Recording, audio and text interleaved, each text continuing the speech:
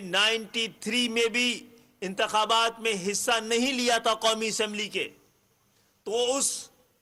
انتخابات کو، اس کی حرمت کو بچانے کے لیے معافیاں مانگ کر جنہوں نے سازشیں کی ہوئی تھی، ایم کیو ایم سے اپیل کی، تو ہم نے صوبائی اسمبلی کے انتخابات میں حصہ لیا تھا، اور آپ نے ٹرن آؤٹ دیکھا تھا کہ 5% سے 85% میں تبدیل ہو گیا۔ 2015 کے انتخابات بھی آپ کو گواہی دیں گے کہ جب موقع ملا ہے لوگوں نے ایم کیو ایم کے حق میں، جس طرح جن حالات میں، جب گلی گلی باڑ، محلہ محلہ حصار رہا ہے، اس وقت بھی عوام گھروں سے نکلے ہیں اور ہمیں کامیاب کرایا ہے۔ ہم نے 2001 میں انتخابات میں حصہ نہیں لیا تھا، موقع تھا جماعت اسلامی کے پاس کہ وہ اس طرح کراچی کی خدمت کرتی کہ دوبارہ پھر کسی اور جماعت کو آنے کا موقع نہیں ملتا، لیکن بعد میں ایک دور میں 88 میں ایم کیو ایم کے میئر نے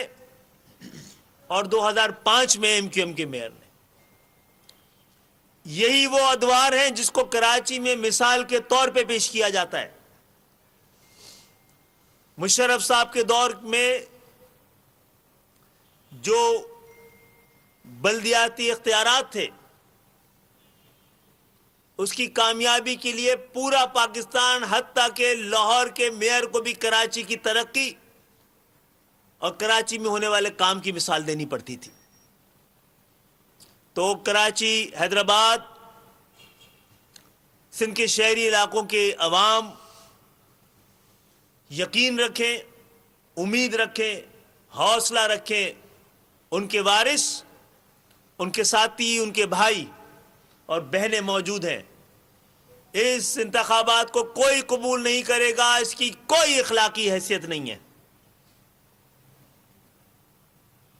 اور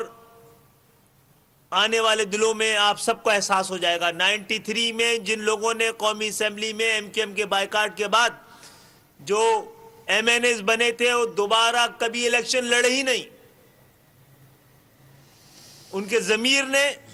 اور اخلاقی حیثیت اتنی متاثر ہو چکی تھی، وہ کبھی دوبارہ الیکشن میں حصہ نہیں لیا۔ انہوں نے متاثر ہو چکی تھی، وہ کبھی دوبارہ الیکشن میں حصہ نہیں لیا انہوں نے۔ اور کوئی بات نہیں؟ دیکھیں، میرے خیال میں